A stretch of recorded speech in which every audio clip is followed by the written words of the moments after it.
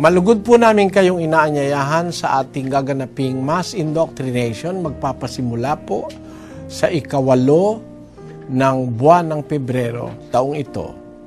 Sa atin pong mga coordinating centers, magpapasimula po ang pagtitipon ng mga tao para makinig ng ating mass indoctrinations alas 7 ng gabi. Umaasa po kami mga kababayan na dadalo kayo. Dalangin namin sa Diyos na kayo po'y dumalo at makinig, hindi para umanib sa amin, kundi para maipabatid namin sa inyo ang kabuuan ng aral ng ating Panginoong Hesukristo, na sa amin pong obserbasyon ay hindi ipinangangaral ng lahat ng mga religious groups o mga religious denominations sa ating panahon.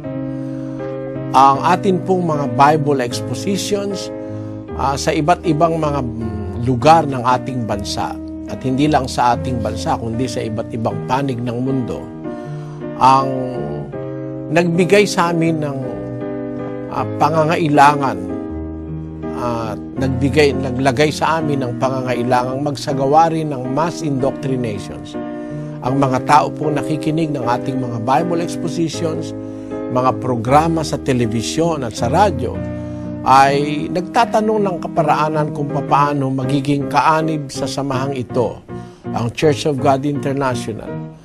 At ito po ay nagaganap pagka nakatanggap kayo ng doktrina na itinuturo ng ating Panginoong Hesukristo sa kanyang kabuuan. Kaya po itong ating tinatawag na mass indoctrination ay pagtuturo ng kabuuang doktrina ng Panginoong Hesus, mga palatuntunang dapat maganap para ang isang tao ay maging tunay na Kristiyano. Sana po ay bigyan nyo ng panahon ang ating ipaanyayang ito, mga kababayan, at pagpalain nawa kayo ng Panginoon. Magandang araw po sa inyo.